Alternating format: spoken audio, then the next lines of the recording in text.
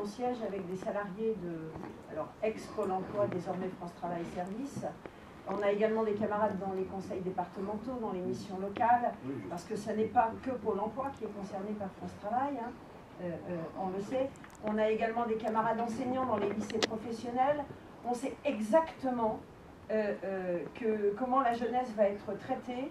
Hein, ça va être de la chair à patron, très clairement, avec une protection sociale totalement minorée.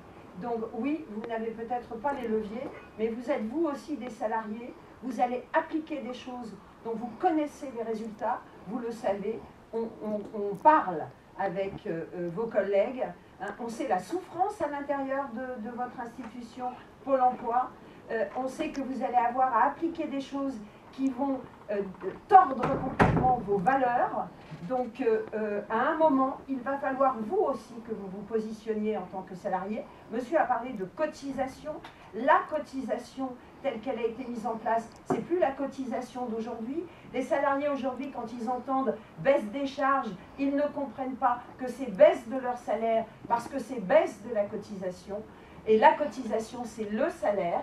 Hein. Il faut qu'on se le rappelle, tout cela. C'est du salaire socialisé pour lesquels, pour qu'on vive dignement, on profite encore aujourd'hui d'un système qui a été imaginé sous fascisme par des gens qui risquaient leur peau.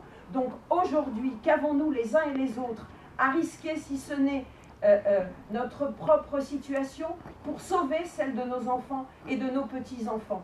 Moi, je vous pose la question en tant que salarié. À un moment, il va falloir que vous finissiez de vous cacher derrière le fait que vous devez exécuter. Vous êtes exactement, et nous sommes tous, chacun à un moment, à l'endroit où nous devons penser à nos valeurs professionnelles pour lesquelles on est rentré dans les métiers dans lesquels on est rentré. Vous, comme nous, vous devez vous rappeler qui étaient ces gens qui ont mis en place le CNR. Et si vous pensez que quand on lutte, on perd du temps, notamment là sur le débat que vous avez installé ce matin, eh bien moi je vous dis qu'il faut qu'on en gagne du temps. Parce que ce que nous avons perdu, c'est le vrai socle du salaire, le vrai socle de l'émancipation par la cotisation, par la protection sociale. On ne peut pas faire semblant de penser qu'il y a juste quelques énervés dans la rue, notamment de la CGT. Hein. Si vous pensez ça, il faut que vous cessiez de prendre vos congés payés et de vous faire rembourser chaque fois que vous allez chez le médecin. Parce que ce sont les mêmes qui vous ont permis ça.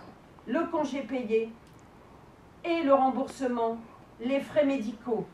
Ce sont ces gens qui ont donné leur vie pour que des années après, 80 ans après, on soit obligé de rappeler ce qu'est le salaire. Parce qu'entre-temps, on s'est endormi, on s'est embourgeoisé. Tous, vous comme nous. Donc vous n'allez pas nous faire la leçon. Moi, je siège à l'IPR, ici, de Pôle emploi. Je vois les dossiers, je la vois la misère. Hein, l'IPR régional, c'est demain.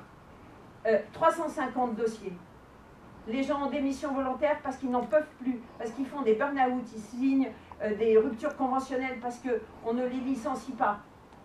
Parce que maintenant, les patrons, ils ne veulent plus licencier. Ils veulent que le salarié parte, signe une rupture conventionnelle, et ils ne veulent plus non plus. Donc les gens démissionnent, et derrière, ils ont 4 mois sans indemnisation. Et on leur demande de faire des efforts. Donc, ça suffit, la société de l'effort. Hein, souvenez-vous ce que disait Ambroise Croizat. On cotise selon ses moyens, on reçoit selon ses besoins. La question, ce n'est pas le point ou la répartition. La question, c'est la démocratie sociale de la protection sociale. C'est ça. Moi, je suis là pour défendre ça. Donc, l'accord du 27, c'est la suite. On est 80 ans plus tard, camarades. Vous êtes les héritiers des gens qui vous permettent d'être remboursés et d'être indemnisés. Souvenez-vous d'eux. Ici, il y a 50 otages qui ont été fusillés pour ça.